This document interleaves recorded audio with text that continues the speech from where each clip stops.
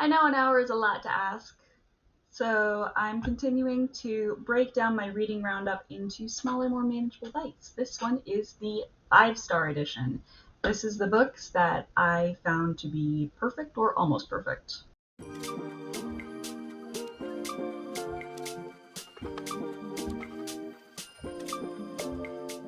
Starting with, okay, it's hard to say exactly which of these was the actual start, but we're gonna go with So Let Them Burn. This is a Jamaican-inspired own voices fantasy involving dragons and gods who don't act quite human. Both of these are things that I enjoy greatly.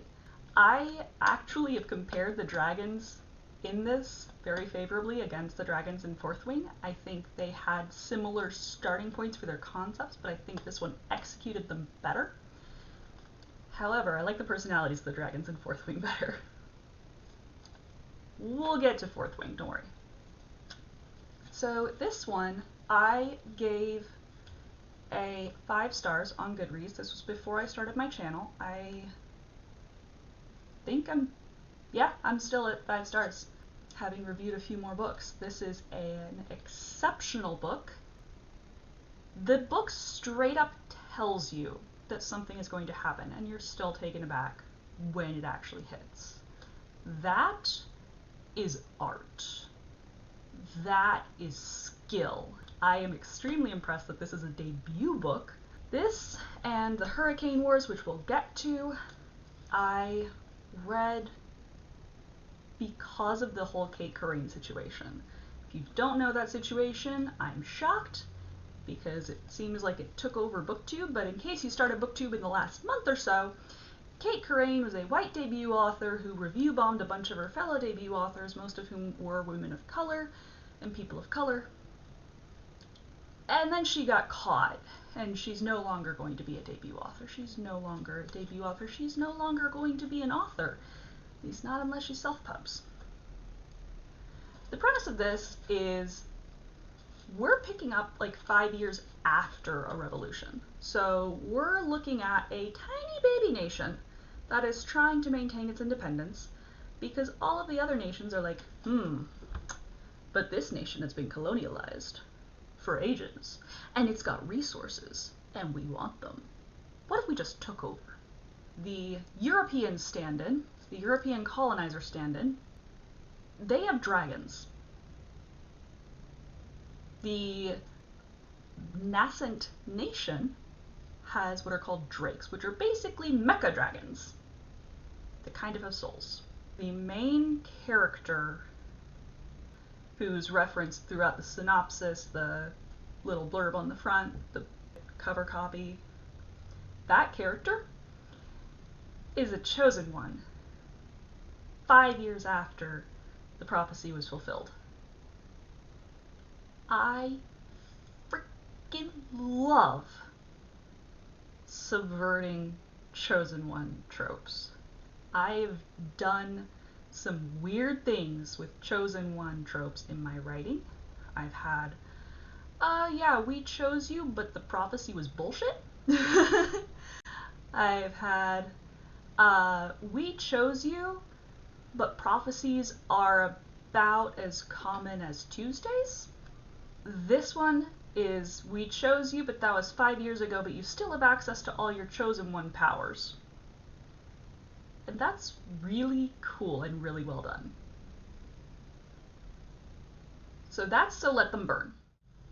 According to Goodreads, the next thing I finished was A Magic Steeped in Poison. This is another own voices inspired fantasy. This one is based on Chinese tea making. The author is Judy L. Lin, and actually, this is a funny story. So I do own this book, but I got the second book out of the library on accident. And I started reading, and I was like, we've really gotten just thrown in here. Now, mind you, I just read So Let Them Burn not long ago, so it wasn't an immediate alarm bell that, like, the big major fight seemed to have already happened. But I did kind of get this weird sense, like, is this a debut? And I go and I flip to the back, and this has a horizontal author's blurb. And it says, this is the sequel to A Magic Steeped in Poison. And I went, oh,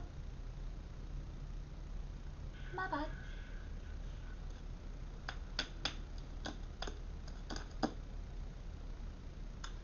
So I went to the library and picked up A Magic Steeped in Poison. Then I thoroughly lucked into a find at my local bookstore where they had the hardcovers of each for like, I think they were $6 or $7 each. So I totally snagged both. They had them in the bargain section because A Venom Dark and Sweet, which is book 2, had just come out in paperback, so all of the hardcovers had gotten shifted, and they had like one copy of A Magic Steeped in Poison left, and I was like, yes, please. And I hadn't even finished A Magic Steeped in Poison at that point, and I did not care. I still have not finished A Venom Dark and Sweet. It is still on my reading list. So this book, the magic system is based around Chinese tea making, which is kind of like my favorite thing as a concept. I love unique magic systems. One of my favorite authors is Brandon Sanderson. That should pretty much tell you all you need to know about that.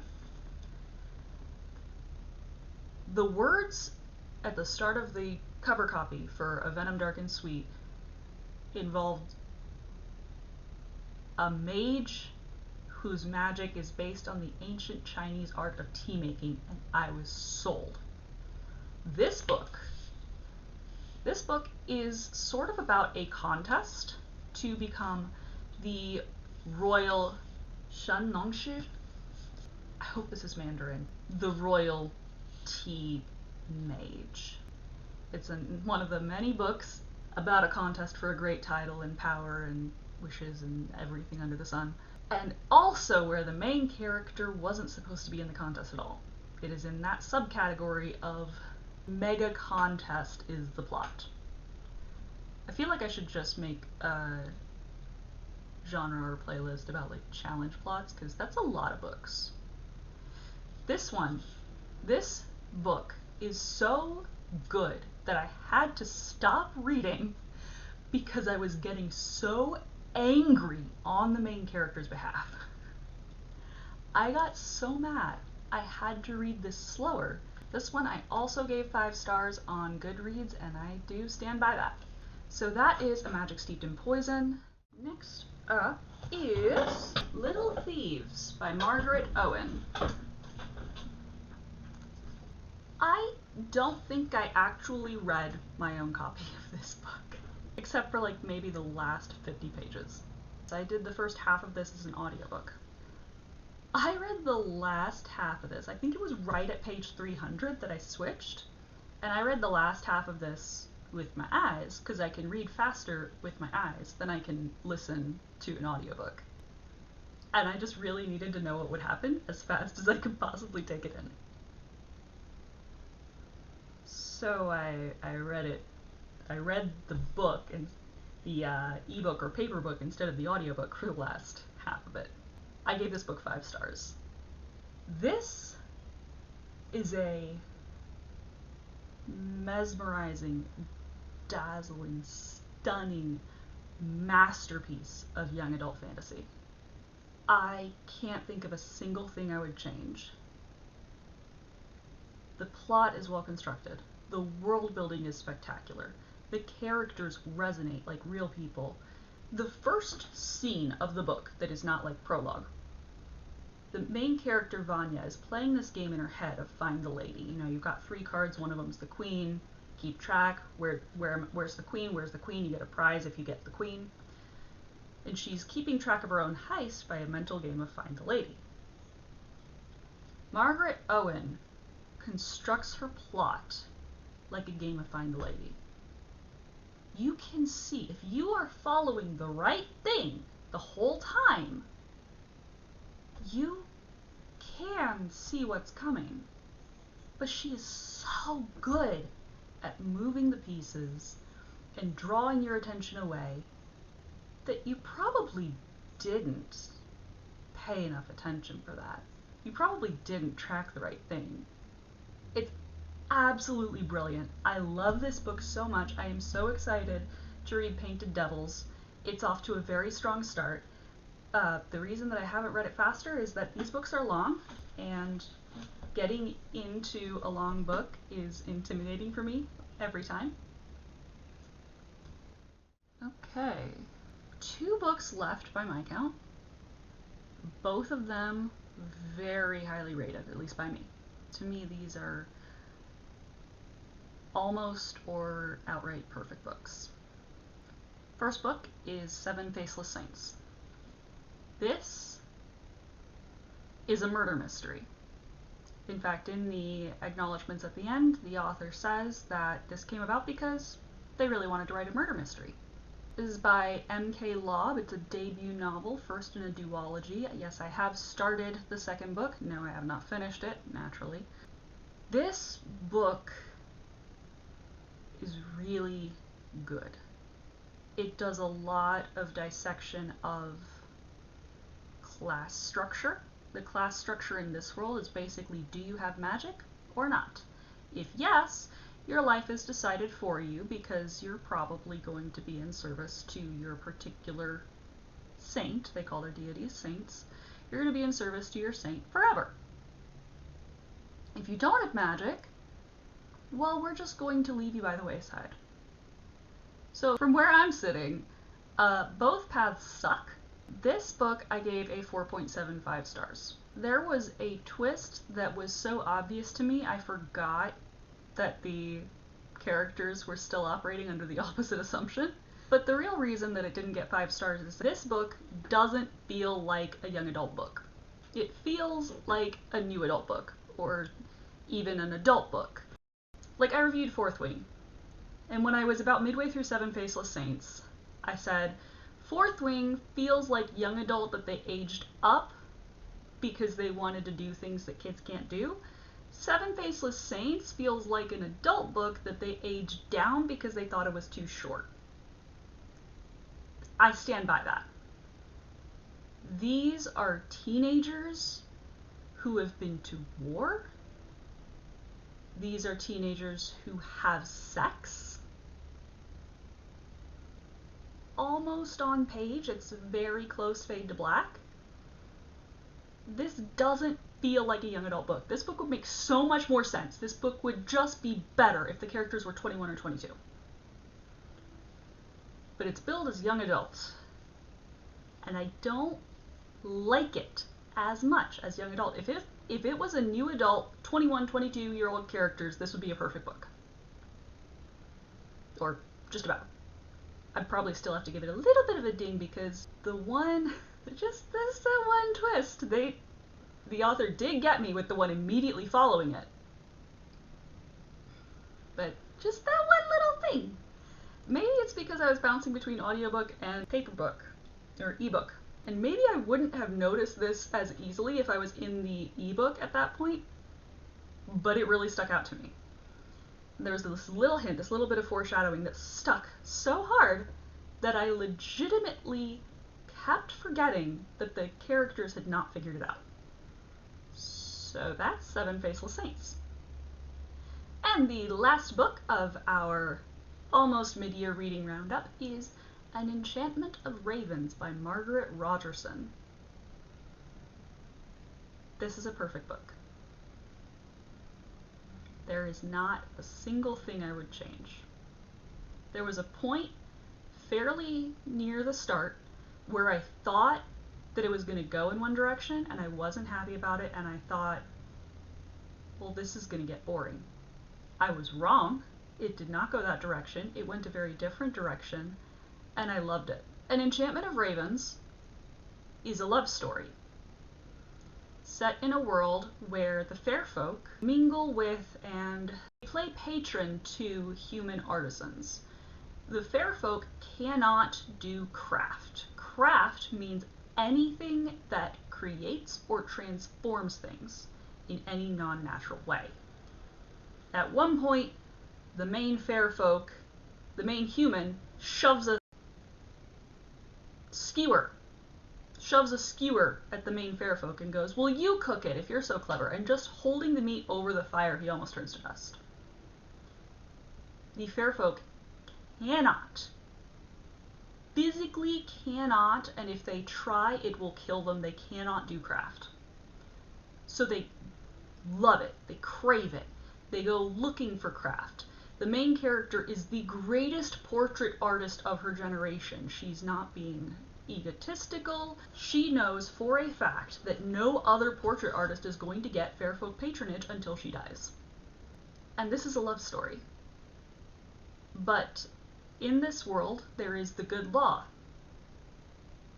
Humans and fair folk cannot fall in love. That violates the good law. One of them has to die because they cannot be in love.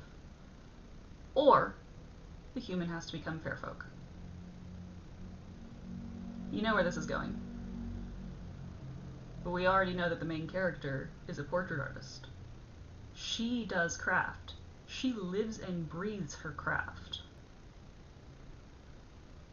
So she's not going to drink from the well and become a fair folk. And I'm going to leave it there. That one I gave 5 stars. Both it and Seven Faceless Saints I highly recommend. Like I said, Seven Faceless Saints is an almost perfect book. Enchantment of Ravens I consider a perfect book. Enchantment of Ravens is pretty short, so if you don't have a lot of time, you can still pick it up. It's like, I think the print book was like 300 pages or a little less. The audiobook is really good. I wasn't a huge fan of how the narrator did the fair folks voice, because to get a man's voice, it ended up sounding like this, with a very, like, I'm not sure how to describe this tone, but it didn't quite work for me. But the enunciation, emphasis, tenor, cadence is the word I'm looking for. Cadence, all of that, really good. Jujutsu Kaisen. New book of that came out, and I did read that. Jujutsu Kaisen is my favorite manga since I was a kid reading a ton of manga. It's my favorite manga that I've read as an adult.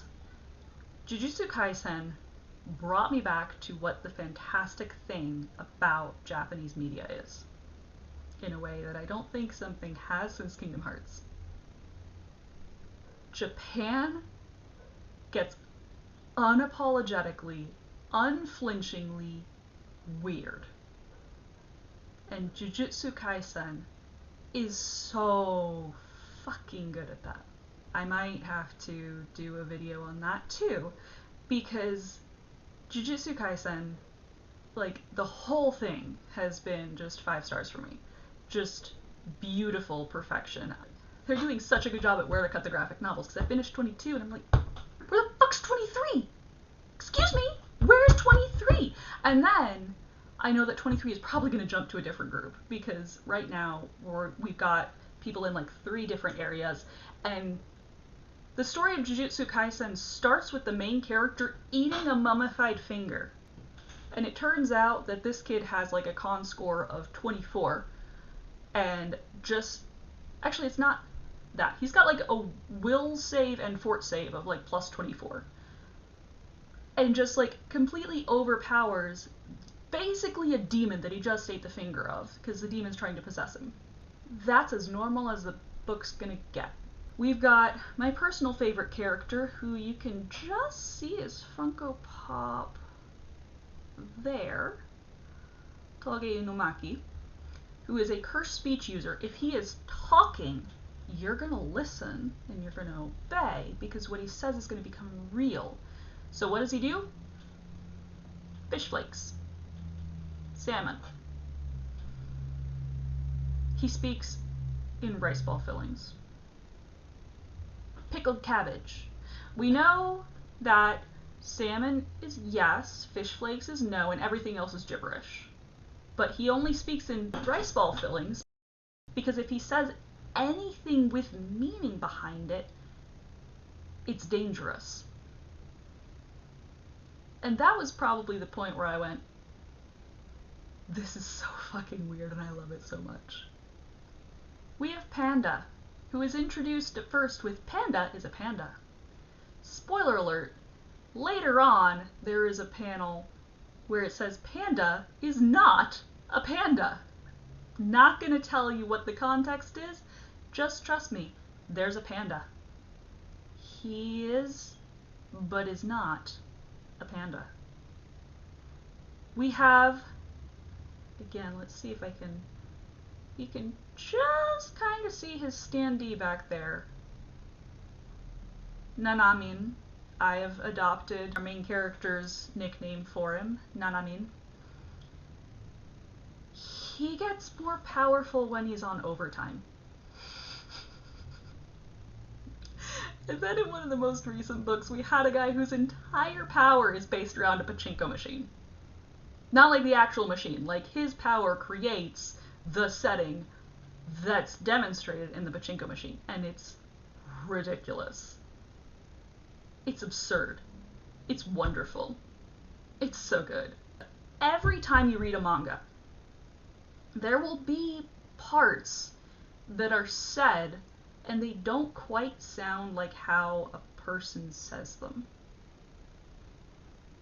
And I don't know how much of that is because, like, Japan has Shinto, right? It's got a much more animistic, or somewhat animistic, closer to animism, approach to spirituality than a lot of white America does. A lot of America in general tends to be Christian or otherwise monotheistic or atheistic. So I don't know how much of this sort of uncanny verbiage is due to like a culture of having spirits around and among people, and how much is just due to translation and ideas not translating super cleanly. But it's always really cool and kind of eerie what comes out of it. Like an idea that with identical twins, their curse techniques are bound by each other because their, let's just call it, their mana basically is treating them as one individual. Because they're identical twins. They started out as one zygote. And their sort of mana pool and their magical ability is contained between them as though they were still one entity. And when that is explained, it is so... it makes perfect sense, and it makes no sense. And that is a thing that I find in a lot of really good manga. Really good manga has those things where these concepts are explained and you understand it, but you couldn't explain it for the life of you. Like, I just explained that thing about identical twins, but if you ask me to explain how this actually works in practice and like what the interactions are, I'm probably gonna sound like I'm talking nonsense. But it makes so much sense as you read it. I freaking love Jujutsu Kaisen. I think it is just the best manga that I have read in such a long time, and it's competing with Demon Slayer, which I also would probably give 5 stars, but Jujutsu Kaisen is like 5 stars. It keeps getting better. Demon Slayer is still really, really good. I still probably give it 5 stars because it's just excellent.